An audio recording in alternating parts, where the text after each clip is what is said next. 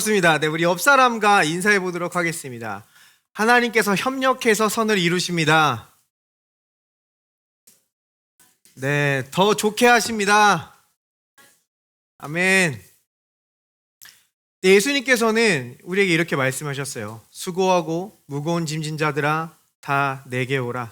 내가 너를 쉬게 하리라. 우리 주님께 나아가면요, 어떤 문제도 어떤 어려운 것도 쉽고 가볍게 만들어 주시는 줄 믿습니다. 그런데 이 종교 지도자들, 이 바리새인들과 서기관들은요, 자기가 지지도 못한 이 율법의 짐을 더 무겁게 만들어서 그 순례자들에게 더 힘든 짐을 짊어지우게 했습니다. 근데 우리 주님은 전혀 그렇지 않다라는 거예요. 오늘도 우리가 주님 앞에 나올 때는요, 우리가 무언가 해내야 되고 뚫어내야 되고 성취해야 될 어떤 계명을 받으러 온 것이 아니라 우리가 할 수 없기에 주님께서 하신다는 은혜를 받으러 이곳에 나온 줄 믿습니다. 주님께서는요, 성경 말씀 가운데는 이 주님의 은혜에 대해서 이렇게 설명하고 있는 본문이 있습니다. 주님의 한결같은 사랑이 다함이 없고 그 긍휼이 끝이 없기 때문이다. 주님의 사랑과 긍휼이 아침마다 새롭고 주님의 신실이 큽니다. 자, 주님의 한결같은 사랑이 다함이 없대요. 끊이지 않는다라는 겁니다. 계속되는 거예요. 아침마다 새로워집니다. 그런데 여기서 이 한결같은 사랑은요, 히브리어로 헤세드예요. 우리 주님의 은혜를 말해주고 있는 거예요. 우리는 매일 새롭게 새로운 걱정과 염려를 만나게 됩니다. 또 새로운 사람들과의 관계에서 또 마음의 상처를 받을 수 있고, 또 어떻게 내가 새롭게 해내야 되는 일들의 그 압박감, 또 내가 새롭게 하는 실수에 대한 후회와 자책감, 여러 가지 새로운 것들이 우리에게 다가올 수 있어요. 그런데 주님의 은혜가 매일 새롭기 때문에 우리는 오늘을 넉넉히 이기며 살아갈 수 있는 줄 믿습니다. 오늘 이 자리에 나올 때도요, 여러분이 어떤 새로운 문제를 짊어지고 나오셨을 수 있어요.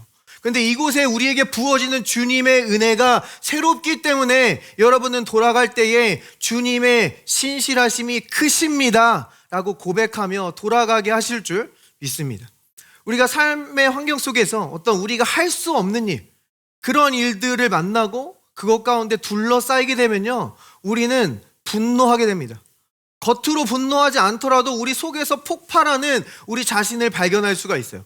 오늘 저희가 함께 나눌 오늘 나아만 장군에 관한 이야기 가운데서도요, 이렇게 분노하고 폭발하는 이야기들을 우리는 발견할 수 있어요. 우리 이 가운데서도요, 은혜와 율법을 비교돼서 보일 수 있고요, 우리는 이 율법 아래에서 분노하면서 살아가는 인생이 아니라 이 은혜 가운데 어떻게 하나님의 초자연적인 공급과 치유를 경험하면서 살아갈 수 있는지, 그 은혜의 흐름에 관해서 우리 한번 찾아봤으면 좋겠습니다.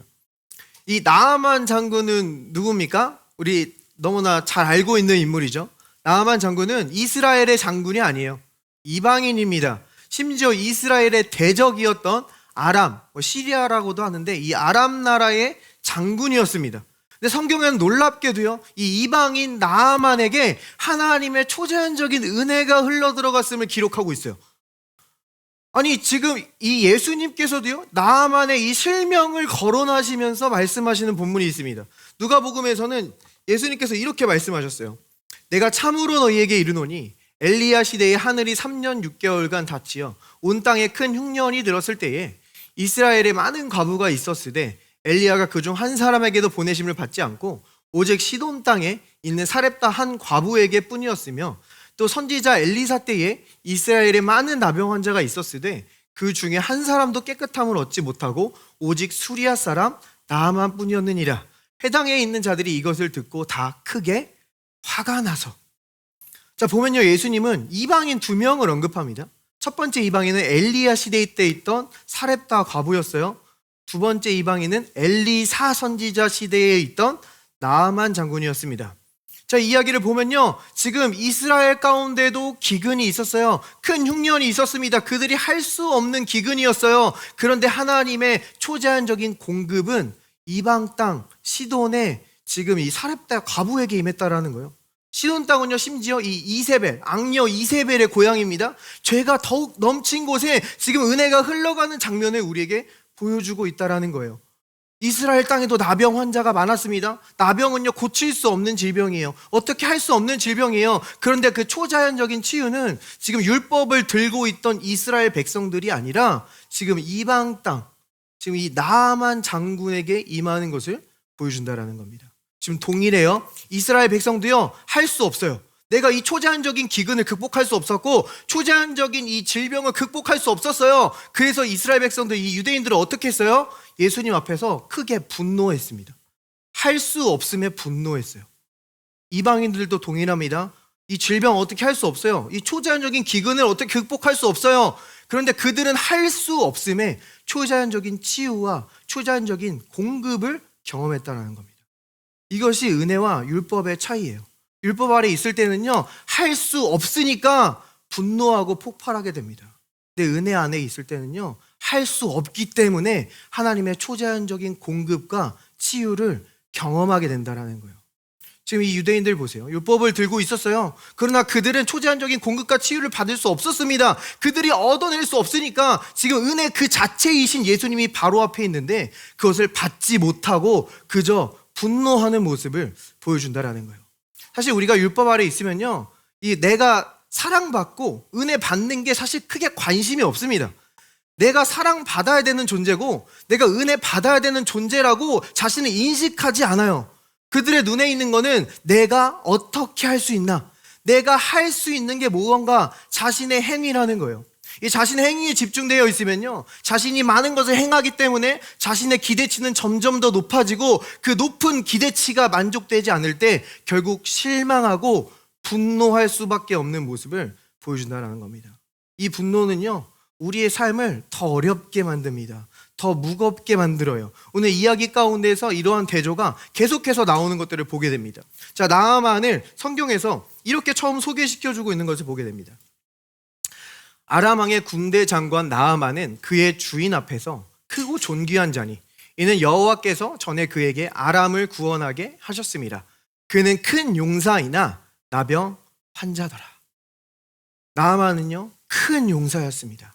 이 아람 그 대제국에서도 지금 이 주인께 인정받는 자였어요. 많은 부하들이 지금 이 나아만 장군을 존경했을 겁니다. 이 이스라엘 백성들도요, 나아만이 나타났다 하면은 아마 벌벌 떨었을 거예요. 큰 용사입니다. 그런데 나병 환자더라라고 말해주고 있어요.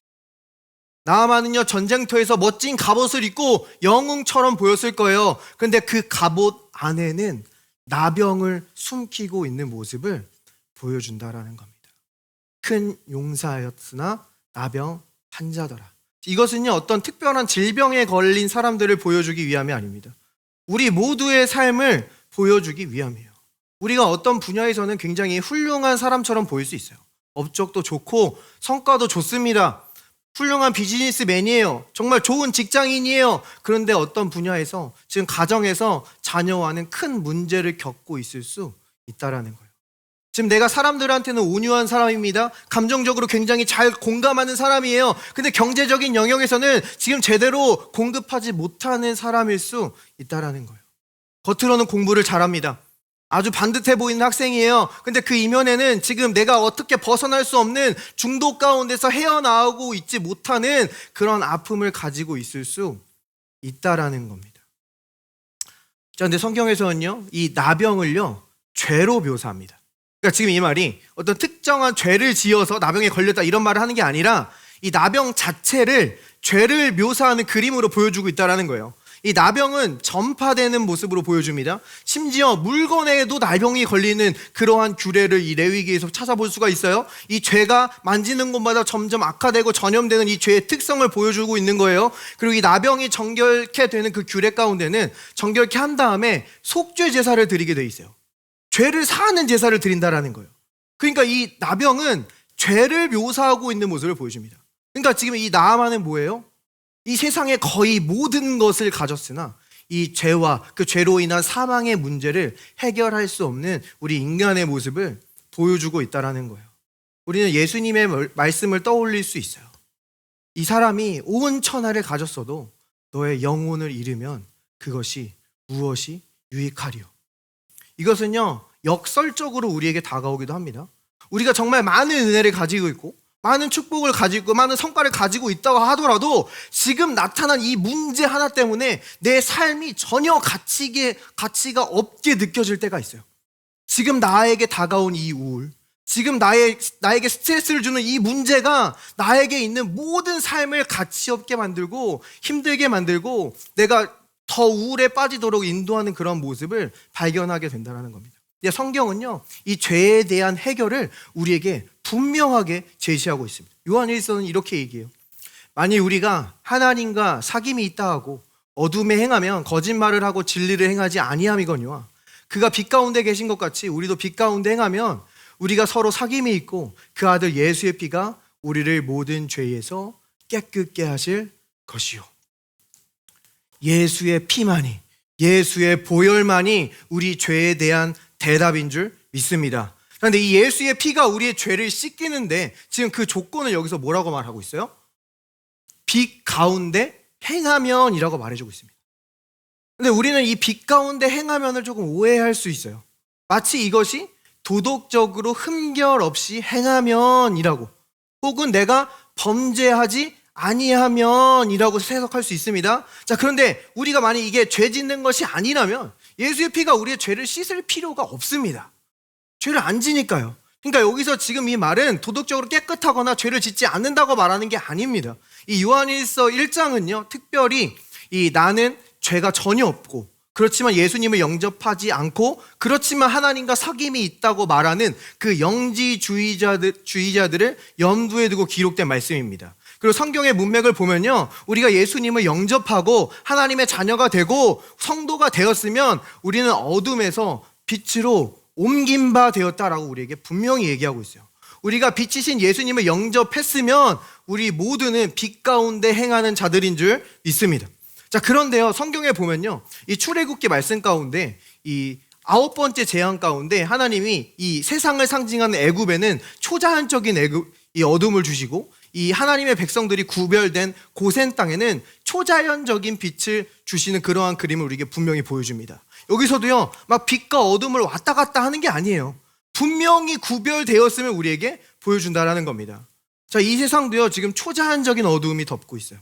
이것은 단지 어떤 시각적인 어둠이 아니라 그들의 마음 가운데 어둠이 강력하게 임했음을 보여줍니다. 출애굽기 말씀에도 보면요, 이 어둠 때문에 그들이 움직이지 못했다라고 말해주고 있거든요. 그러니까 지금 그들의 마음 가운데 이 어둠이 임해서 절망이 임하고 슬픔이 임하고 그 초자연적인 소망 없음이 임해서 지금 움직이지 못하는 젊은 세대들을 지금 우리는 이 땅에서 보게 된다는 거예요. 움직일 수가 없어요. 집 밖을 나올 수가 없어요. 꿈을 꿀 수가 없어요. 그렇게 움직이지 못하고 절망 가운데, 좌절 가운데 쓰러져 있는 이 세상의 세대를 우리는 지금 안타깝게도 확인할 수가 있습니다. 그런데 예수 그리스도를 영접하면, 빛이신 예수 그리스도를 영접하면 그 빛이신 예수께서 우리를 그 어두운 가운데서 지키시고 건지시고 구원하시는 그 놀라운 예수의 구원의 일들을 밝히 보게 될 줄 믿습니다. 이 빛은요, 우리의 허물을 드러내는 빛이 아닙니다. 또한 너의 퍼포먼스가 정말 훌륭하거나 나의 행위를 드러내는 빛도 아니에요. 이 빛은 예수 그리스도의 일을 드러내는 빛인 줄 믿습니다. 우리가 빛 가운데 행하면 어떻게 돼요? 예수 그리스도의 피가 죄에서 깨끗게 할 것이요, 예수의 보혈이 하는 일을 우리에게 지금 보여주고 있다는 겁니다. 우리가 이 빛 가운데 행할 때 실수할 수 있어요. 넘어질 수 있어요. 때로는 어떤 죄와 사망과 관련된 일들이 나의 삶에 나타날 수 있습니다. 그런데 우리가 빛 가운데 행하면 예수의 피가 계속해서 나를 씻기 때문에, 폭포수처럼 계속해서 나를 씻기 때문에 나는 오늘을 승리로 걸어갈 수 있는 줄 믿습니다. 그러므로 내 삶 속에서 내가 크리스천인데 왜 나한테는 이런 우울이 찾아오는 거지? 왜 나에게 이런 문제가 찾아오는 거지? 고민하면서 우리 주님 앞에 나오는 것을 머뭇거릴 필요가 없습니다. 우리가 그것을 나의 훌륭한 퍼포먼스와 멋진 갑옷으로 가릴 필요가 없다라는 거예요. 내가 가리는 것이 아니라 예수의 피가 씻기게 하는 것인 줄 믿습니다. 우리가 어떤 우울이 있더라도, 지금 해결되지 않는 문제가 있더라도 내가 그리스도의 몸된 교회 가운데 나아가야 되나 고민할 필요가 없어요. 우리 그리스도의 몸된 교회로 나아오는 겁니다. 내가 정말 믿지 못할 때가 있어요. 정말 나는 할 수 없다고 느껴질 때가 있어요. 그런데 몸된 교회로 나오면 함께 믿어주는 거예요. 함께 기도해 주는 거예요. 서로가 예수 그리스도를 가리켜 주는 겁니다. 지금 이 나아만 장군도 보면요, 그의 치유의 시작이 어떻게 돼요? 그의 나병이 갑옷 가운데 가려져 있을 때가 아니라 그의 나병이 어린 소녀에게 노출되었을 때 그의 치유가 시작되는 것을 보게 됩니다. 성경은 이렇게 이야기하고 있어요. 전에 아람 사람이 떼를 지어 나가서 이스라엘 땅에서 어린 소녀 하나를 사로잡음에 그가 나아만의 아내에게 수종들더니 그의 여주인에게 이르되 우리 주인이 사마리아에 계신 선지자 앞에 계셨으면 좋겠나이다. 그가 그 나병을 고치리이다 하는지라. 지금 이 어린 소녀에게 이 나아만의 나병이 발견되었습니다. 그러니까 이 소녀가 한 게 뭐예요? 사마리아에 있는 한 선지자를 가리켰어요. 이 사마리아에 있는 한 선지자 누구예요? 엘리사 선지자입니다. 엘리사 선지자의 이름의 뜻이 무엇입니까? 엘, 하나님, 예슈아, 구원. 엘리샤, 하나님은 구원이시다라는 뜻이에요. 이것은 우리 예수님에 대한 그림으로 지금 보여주고 있는 거예요. 그러니까 지금 이 장면은 뭐예요? 어떤 사람의 연약함과 어떤 사람의 죄악이 발견됐어요. 그러자 이 사람이 예수 그리스도를 가리키고 있는 그림을 우리에게 보여준다라는 겁니다. 자, 이것이 바로 우리 교회의 역할임을 우리에게 분명히 보여주고 있는 거예요. 지금 우리가 서로 예수님을 가르쳐 주는 것이 우리의 사역이라는 겁니다. 자, 그런데 지금 이 어린 소녀의 입장에서 그가 이 나아만 장군에게 말하는 것이 굉장히 부담될 수 있어요. 보면요, 이 소녀는요, 지금 이스라엘에서 포로로 잡혔어요. 어립니다. 자격도 없고요, 성숙하지도 않았어요. 그럼 이 소녀는 내가 어린데 내 말이 무슨 영양가가 있겠어?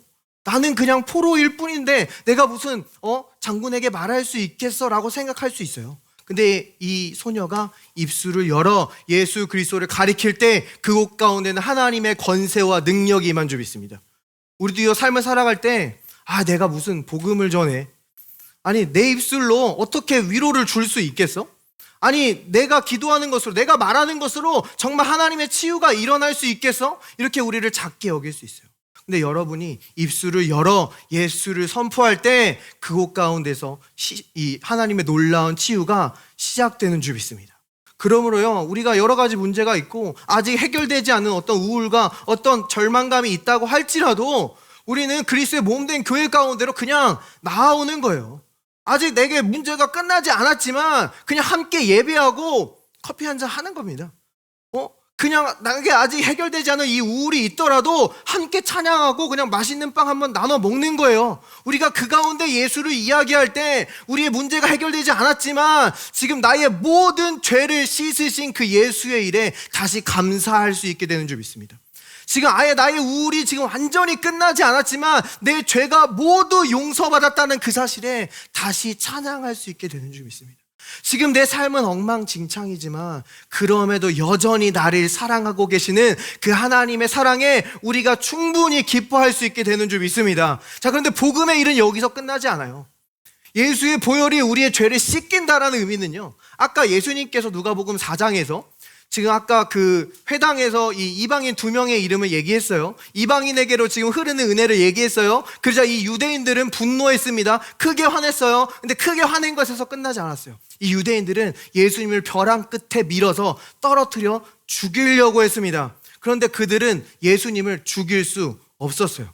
왜요? 사망, 죽음은요, 죄의 결과입니다. 근데 죄가 없으신 예수님은 죽을 수가 없는 거예요. 예수님은 오직 우리의 모든 죄를 담당하시고 구원을 이루시기 위해서 십자가에서 자신의 생명을 내려놓았을 때만 죽으신 줄 믿습니다. 그리고 사망이 그를 더 이상 잡을 수가 없어서 3일 만에 다시 부활하시고 영광 받으셨다라는 거예요. 그러므로 예수의 피가 우리의 죄를 씻는다라는 의미는요, 아무리 죄와 사망의 일들이 여러분을 벼랑 끝으로 몰아간다 할지라도 그것은 여러분을 삼킬 수 없다라는 겁니다. 여러분, 예수의 보혈로 인해서 예수님이 그 무리 사이를 유유히 걸어 나오셨듯이 여러분은 그 모든 죄와 사망의 일들 한가운데를 유유히 걸어 나오며 예수 그리스도의 승리를 선포할 수 있는 줄 믿습니다. 자, 이렇게 나아만의 이제 치유의 여정이 시작되었습니다. 그는 이 소녀가 가리킨 대로 지금 이스라엘에 있는 그 선지자를 만나러 출발해요. 그 모습을 성경은 이렇게 보여줍니다. 나아만이 들어가서 그의 주인께 아뢰어 이르되 이스라엘 땅에서 온 소녀의 말이 이러이러하더이다 하니 아람 왕이 이르되 갈지어다. 이제 내가 이스라엘 왕에게 그를 보내리라 하더라. 나아만이 곧 떠날새 은 10달란트와 금 6,000개와 의복 10벌을 가지고 가서 이스라엘 왕에게 그 글을 전하니 일러스되 내가 내 신하 나아만을 당신에게 보내오니 이 글이 당신에게 이르거든 당신은 그의 나병을 고쳐주소서 하였더라. 지금 편지가 이스라엘 왕에게 도착했습니다. 자, 그런데 이때는 이스라엘 왕이 또 분노하는 모습을 우리는 확인할 수가 있어요. 이스라엘 왕은 어떻게 분노합니까? 이스라엘 왕이 그 글을 읽고 자기 옷을 찢으며 이르되 내가 사람을 죽이고 살리는 하나님이냐? 그가 어찌하여 사람을 내게로 보내 그의 나병을 고치라 하느냐? 너희는 깊이 생각하고 저 왕이 틈을 타서 나와 더불어 시비하려 함인 줄 알라 하니라. 이스라엘 왕은 지금 분노하고 있습니다. 아니, 내가 하나님이야? 저걸 어떻게 고쳐? 이 과도한 요구가 왔을 때 분노하는 모습을 보여줘. 우리가 할 수 없는 일을 만날 때 분노하지 않습니까? 내가 AI야? 내가 어떻게 다 알아? 내가 무슨 현금 인출기야? 내가 이걸 어떻게 다 공급하란 말이야? 이런 우리가 불가능한 일을 만났을 때 우리가 분노해요. 자, 근데 이 본문에서는요, 단지 그것이 아니라 이 왕이 분노하고 있는 더 자세한 이유를 지금 우리에게 보여주고 있어요. 밑에 부분을 보면요, 너희는 깊이 생각하고 저 왕이 틈을 타서 나와 더불어 시비하려 함인 줄 알라 하니라. 지금 이 이스라엘 왕에게는요, 나아만을 고쳐주소서라는 편지가 도착했습니다. 그런데 지금 이 이스라엘 왕은 이것이 전쟁을 선포하는 편지로 받아들였다라는 거예요. 이 왕에게 나아만은 고쳐주소서라고 말하고 있는데 지금 이 왕은 전쟁을 선포하는 줄 알고 옷을 찢고 분노하는 모습을 우리에게 보여준다라는 겁니다. 자, 그러면 이 왕의 이러한 생각은 어디서부터 온 겁니까? 그의 과거와 그의 경험으로부터 왔다라는 겁니다. 자, 지금 이스라엘 이 왕은요, 이 악한 왕 아합의 아들 여호람 왕입니다. 이 여호람 왕의 시대 때는요, 실제적으로 아람 나라와 전쟁이 많았어요. 아람 왕이 맨날 와서 습격하고 공격하고 이스라엘에게 큰 피해를 줬습니다. 그러니까 아람 왕은 맨날 이렇게 습격하고 공격하다가 갑자기 이 나아만을 고쳐주소서라는 편지를 받았을 때 지금 이 이스라엘 왕은 아주 합리적으로 자신의 경험에 빗대어 이것은 나를 향한 선전포고구나 라고 생각을 하고 지금 분노하고 옷을 찢는 모습을 우리에게 보여준다는 겁니다. 우리가 율법 아래에서 이 경험이 중요하다고 생각하고 우리가 우리의 경험을 의지한다고 할 때요, 사실 이 경험은 우리의 부정적인 방향으로 기루어져 있습니다. 그래서 우리의 아픔과 상처, 그것들이 우리에게 훨씬 더 많이 영향을 준다는 거예요. 우리는 그것을 다른 말로 트라우마라고 한다는 겁니다.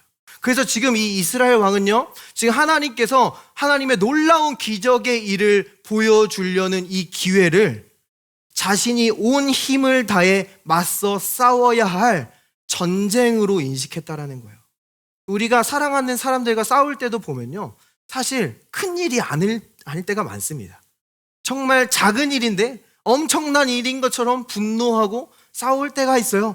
작은 일이지만 과거에 나에게 했던 그 상처, 그 실망감들이 지금 다 나에게 몰려와서 또 그것이 반복될까 봐, 이 작은 일이 영원히 나에게 상처 주게 될까 봐 우리는 크게 분노하고 화내는 모습을 발견할 수가 있다는 겁니다.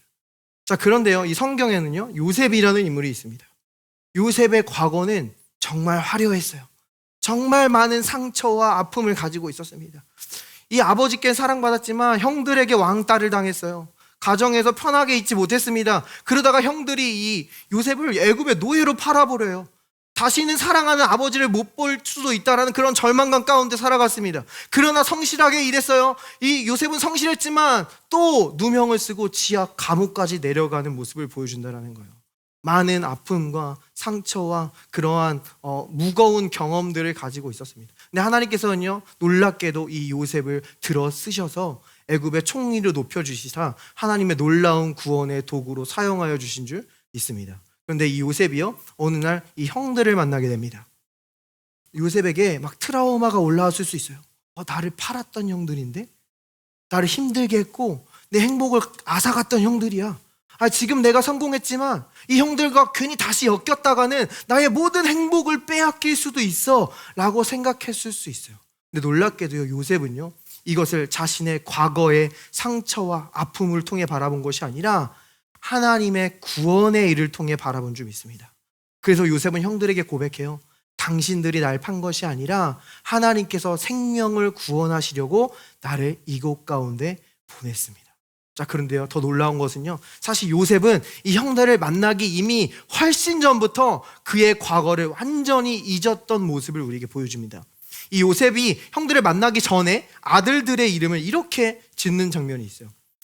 요셉이 그의 장남의 이름을 므낫세라 하였으니 하나님이 내게 내 모든 고난과 내 아버지의 온 집 일을 잊어버리게 하셨다미요.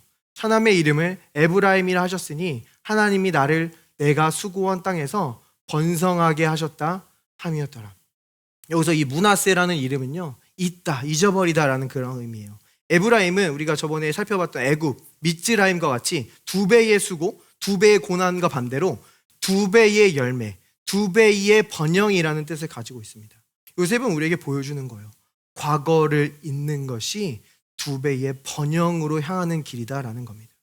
이 요셉은요, 예수님을 우리에게 잘 보여주는 구약의 인물 중 한 명이에요. 특별히 이 요셉이 이 완전히 지하 감옥까지 낮춰졌다가 이 하나님께서 총리로 높여주신 이 이야기는요, 예수님께서 우리의 모든 죄를 지시고 십자가에서 죽으셔서 저 죽음까지 낮춰졌다가 다시 부활하시고 영광 받으신 예수 그리스도의 십자가를 우리에게 굉장히 잘 보여줍니다. 하나님께서는 이 예수님께서 하신 일을 보시고 우리의 모든 죄와 불법을 다시는 기억하지 않으신다라고 말씀해 주셨어요. 그러니까 이 예수님의 십자가는요, 우리에게 완전히 새로운 현실을 준다라는 거예요. 우리의 과거의 경험과 과거의 실패와 아픔이 현재의 나와 미래의 나를 만들어가는 것이 아니라 예수 그리스도께서 2000년도 경험하셨던 그 과거의 아픔과 예수 그리스도의 고난이 현재의 나와 미래의 나를 만들어가는 줄 믿습니다. 예수님께서 십자가에서 나를 어떻게 새롭게 하셨고 내가 그리스도 안에서 누구인지가 우리의 지금 현실과 우리의 미래를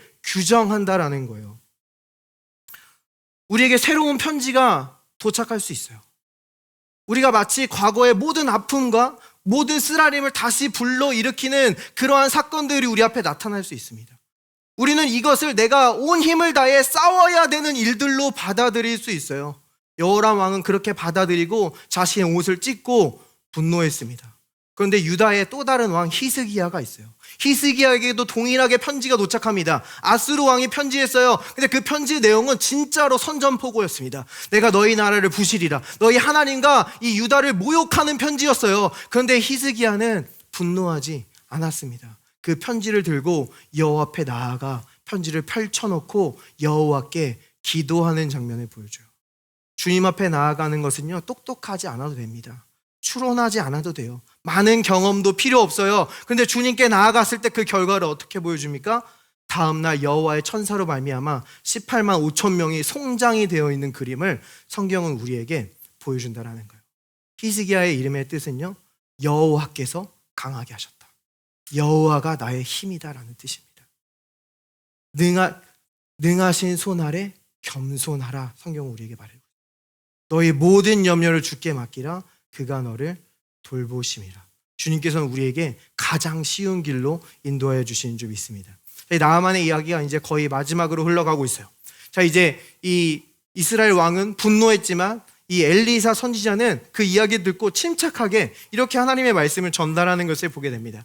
하나님의 사람 엘리사가 이스라엘 왕이 자기의 옷을 찢었다 함을 듣고 왕에게 보내 이르되, 왕이 어찌하여 옷을 찢었나이까? 그 사람을 내게로 오게 하소서. 그가 이스라엘 중에 선지자가 있는 줄을 알리이다 하니라. 나아만이 이에 말들과 병거들을 거느리고 이르러 엘리사의 집 문에 서니 엘리사가 그 사자를 그에게 보내 이르되, 너는 가서 요단강에 몸을 7번 씻으라. 내 살이 회복되어 깨끗하리라 하는지라. 요단강에 가서 7번 몸을 씻으세요 라고 말해주고 있는 겁니다. 그런데 여기서 또 마지막 분노가 등장합니다. 이번에는 나아만이 분노하는 장면을 볼 수가 있어요. 나아만이 노하여 물러가며 이르되, 내 생각에는 그가 내게로 나와서서 그의 하나님 여호와의 이름을 부르고 그의 손을 그 부위에 흔들어 나병을 고칠까 하였도다. 다메섹강 아바나와 바르발은 이스라엘 모든 강물보다 낫지 아니하냐? 내가 거기서 몸을 씻으면 깨끗하게 되지 아니하랴 하고 몸을 돌려 분노하며 떠나니. 나만은 분노했습니다. 아니 내가 아람 장군이 여기까지 왔으면 하나님의 선지자가 나와서 왕이시여 오셨습니까? 하면서 왕이시여 제가 치료해드리겠습니다. 자 이제 치료를 시작합니다. 두 손을 높이 들고 양손을 흔들면서 주여 크게 외치고 방언도 한 3시간 하면서 왕이시여 드디어 치유가 되었습니다. 뭐 이런 식으로 뭔가 해주길 원했어요. 근데 지금 하나님의 사람은 뭐 나오지도 않고 그의 말씀만 나아만에게 도착하는 장면을 보여줍니다. 여기서 나아만이 분노한 이유는 무엇입니까? 성경은 우리에게 말해주고 있어요.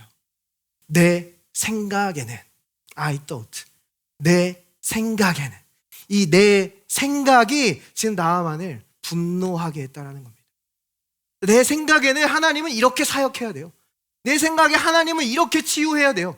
내 생각에 하나님은 이렇게 공급하셔야 됩니다. 우리가 하나님께 나올 때 나의 어떤 선입관과 편견과 나의 생각을 가지고 주님 앞에 나온다는 겁니다. 그런데요, 우리가 주님 앞에 나아가는 것은요, 내 생각이 아니라 그의 생각을 알기 원하기 때문인 줄 믿습니다. 성경은 언제나 그의 생각에 대해서 우리에게 분명하게 말해줘요. 나에 대한 너의 생각을 내가 안 하니 평안이요 재앙이 아니라 너에게 미래와 희망을 주는 것이니라. 주님은요, 내 생각과 주님의 생각이 조금 다를지라도 우리가 주님을 신뢰하길 원하는 줄 믿습니다. 우리는 내 삶 속에 어떤 예기치 않은 일들이 생기면요, 그것을 방해라고 인식하기가 쉬워요. 성경에서는요, 예기치 않은 일이 나타난 것을 기적이라고 부른다는 겁니다. 나아만도요, 지금 전혀 예기치 않은 그러한 응답을 받았어요.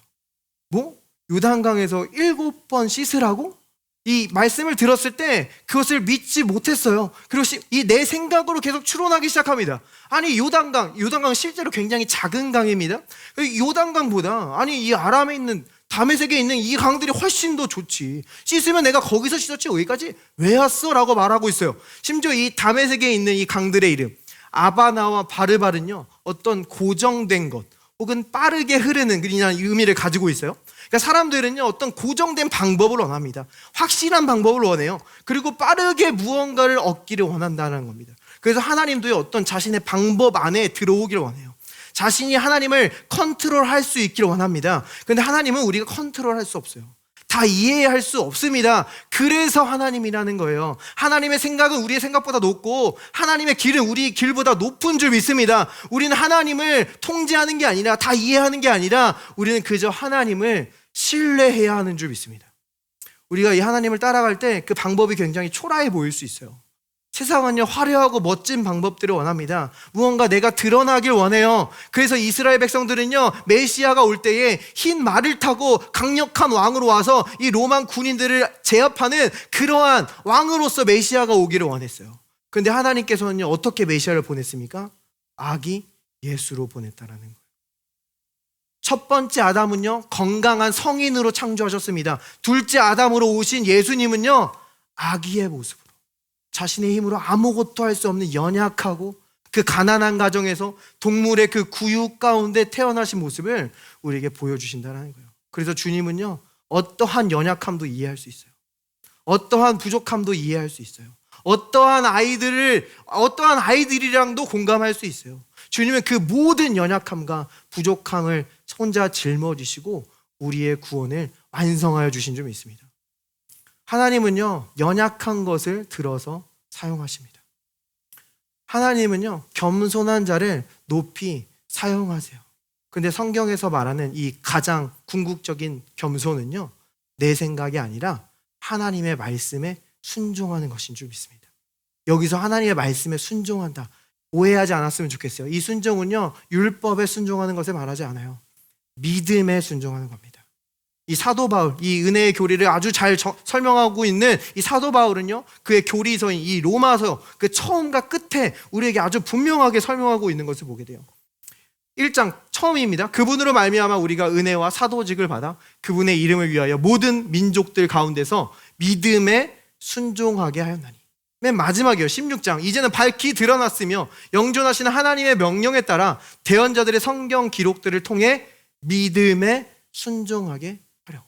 자, 그럼 믿음에 순종한다는 건 어떤 개념입니까? 이 믿음도 잘 표현해주고 있어요. 갈라디아서입니다. 그리스도 안에 있는 유대의 교회들이 나를 얼굴로는 알지 못하고 다만 우리를 박해하던 자가 전에 멸하려던 그 믿음을 지금 전한다 함을 듣고. 자, 바울이 지금 전하는 이 믿음 뭐예요? 예수 그리스도께서 하신 일, 복음을 말해주고 있는 거예요. 마지막입니다. 사도행전은 이렇게 말하고 있어요. 하나님의 말씀이 점점 왕성하여 예루살렘에 있는 제자의 수가 더 심히 많아지고 허다한 제사장의 무리도 이 도에, 영어 성경 faith, 믿음이라고 말해주고 있어요. 이 믿음에 복종하니라. 그러니까 믿음에 순종한다라는 것은 무엇입니까? 복음을 믿는 겁니다. 복음을 믿는 것이 믿음에 순종하는 거예요. 지금 나아만은요, 예수님으로 예표되는 이 엘리사 선지자의 말씀을 들었어요. 그런데 처음에 믿지 못했습니다. 아니, 내가 뭐 요단강에 씻으러 여기까지 왔어? 내가 평생 동안 나병을 달고 살더라도 나는 믿지 않겠어 라고 지금 고백하고 있어요. 아니, 힘들게 그 많은 식솔들을 끌고 이 먼 거리를 왔는데 내가 믿을 바에는 그냥 다시 힘들게 이 모든 사람들을 이끌고 아람 나라로 돌아가겠어 라고 고백하고 있어요. 우리의 육신은요, 우리가 그냥 이렇게 쉽게 받고 믿는 것을 굉장히 힘들어합니다. 우리의 영광이 하나도 드러나지 않기 때문이에요. 근데 이 엘리사의 선지자를 통해서 새 언약의 사역을 하나님께서 우리에게 분명하게 드러내 주십니다. 이 나아만이 믿고 있지 못하자 그 다음에 어떤 일이 벌어집니까? 그의 종들이 나와서 말하여 이르되 내 아버지여, 선지자가 당신에게 큰 일을 행하라 말하였다면 행하지 아니하였으리이까? 하물며 당신에게 이르기를 씻어 깨끗하게 하라 함이니까 하니, 나아만이 이에 내려가서 하나님의 사람의 말대로 요단강에 7번 몸을 잠그니 그의 살이 어린아이의 살같이 회복되어 깨끗하게 되었더라. 지금 이 종들이 나아만이 믿을 수 있도록 도와주고 있는 것을 보게 됩니다. 자, 성경에서 이름 없는 종이 나올 때 이것은 무엇을 나타내는 거예요? 성령 하나님. 하나님의 말씀이 선포될 때 우리가 믿지 못할 때가 있어요. 그런데 성령이 역사하신다. 데살로니가 전서에도 보면요, 바울이 얘기하기를 우리 복음이 단지 너에게 말로만 이른 것이 아니라 능력과 성령과 큰 확신으로 된 것이미니 라고 말해주고 있어요. 복음이 전해질 때 그냥 말로만 전해지는 게 아닙니다. 거기에는 하나님의 능력과 성령이 함께 한다라는 거예요. 우리의 마음이 굳어져서 받아들이지 못할 때에도 우리의 마음을 부드럽게 하시는 성령의 역사가 있다는 겁니다. 우리가 다 깨닫지 못할 때에도 우리 안에서 가르치는 성령의 역사가 있다라는 거예요. 우리가 무지할지라도 우리에게 알려주시고 인도하시는 성령의 역사가 있다라는 겁니다. 그러므로 이 마지막 때에 우리가 분노하면서 살아가는 것이 아니라 우리가 하나님의 초자연적인 공급과 치유 가운데 살아가는 것은 예수의 말씀을 전하고 듣는 것에 달려있는 줄 믿습니다. 믿음은 들음에서 나고 들음은 그리스도의 말씀으로 말미암느니라. 지금 이 나아만도요, 이 말씀을 믿고 이제 요단강에 7번 자신의 몸을 씻기 시작합니다. 요단강 물에 7번 씻는다라는 것은요, 7은 성경에서 완전수로 나타나요. 그러니까 하나님의 말씀의 물에 지금 완전히 씻기고 있는 그림을 보여주는 거예요. 자, 마지막으로 놀라운 것은요, 여기서 요단강 물에 잠긴다라고 할 때 이 잠긴다에 해당하는 이 히브리어 단어가 성경에서 많이 쓰이지 않는데 어디서 쓰이냐면 레위기에서 나병 환자를 정결하게 할 때 그 동물의 제사에 피를 찍어서 뿌릴 때 이 찍다에 해당하는 단어가, 피에 찍는 거에 해당하는 단어가 동일하게 사용되고 있다는 거예요. 그러니까 우리가 말씀을 들을 때 마치 보혈에 찍어서 우리를 정결케 하는 예수 그리스도의 보혈의 능력이 역사한다라는 거예요. 자, 분명 이 피를 찍어서 뿌리는 거에서 그치는 게 아니라 이 피를 찍어서 이 나병 환자의 오른쪽 귀와 오른쪽 손가락과 오른쪽 발가락에 바릅니다. 피만 바르는 게 아니라 기름도 찍어서 오른쪽 귀와 오른쪽 손가락과 오른쪽 발에 발라요. 자, 이것은 어디에서 사용하는 예식이에요? 성경에서 단 한 군데 나옵니다. 가장 거룩한 제사장을 구별할 때 사용되는 예식이라는 거예요. 나병 환자는 가장 부정했어요. 그런데 이 몸에 담길 때 우리는 가장 거룩하게 구별된다라는 겁니다. 우리가 이 말씀의 물에 담길 때 우리에게 성령의 역사가 일어나고 우리의 머리부터 발끝까지 치유의 역사가 일어나고 깨달음의 역사가 일어나고 마치 기름 부은 왕처럼 다스리는 역사가 말씀을 듣고 말씀이 선포될 때 우리의 삶 가운데 일어난다라는 거예요. 주님은요, 우리의 삶을 가장 쉽게 만드십니다. 우리가 막 할 수 없는 일들에 치여서 분노하면서 살게 하지 않으세요. 단지 우리에게 말씀하시고 믿게 함으로써 우리의 삶에 돌파구를 주시는 것이 예수 그리스도의 방법인 줄 믿습니다. 우리 말씀을 마무리했으면 좋겠어요. 주님께서 우리에게 말씀하셨습니다. 내가 너희에게 평안을 주노라. 너희는 근심하지도 말고 두려워하지도 말라. 우리가 그냥 사람들이 우리에게 두려워하지 마, 근심하지 마 라고 이야기할 때는요, 그냥 위로일 수 있어요. 그냥 지나가는 말일 수 있습니다. 예수님이 말씀하실 때는요, 거기에 능력과 권세가 있다라는 거예요. 왜요? 예수님께서는요, 우리가 죄인 되었을 때에 십자가에서 우리를 위해 죽으심으로 그분의 사랑을 확증하셨습니다. 요한일서에는요, 온전한 사랑이 두려움을 내어 쫓는다라고 말해주고 있어요. 그분이 구멍난 손을 내밀면서 우리에게 말씀하십니다. 근심하지 마, 두려워하지 마. 우리는 그 십자가에서 그분의 사랑이 확증되었기에 우리 삶 속에 있는 모든 두려움과 근심이 하나님의 권세와 능력으로 사라지게 되는 줄 믿습니다. 우리가 어떤 사람의 의도를 모를 때 우리는 쉽게 신뢰하기가 힘듭니다. 내 생각대로 되지 않을 때 큰일이 벌어지고 있는 것처럼 보여요. 그런데 우리가 이 십자가에서 보여진 그 주님의 사랑과 의도를 분명히 할 때에 이 하나님의 인도하심이 때로는 이해되지 않더라도 우리는 그 주님을 신뢰할 수 있는 줄 믿습니다. 우리가 어려움의 때에 세상이 말하게 하지 마세요.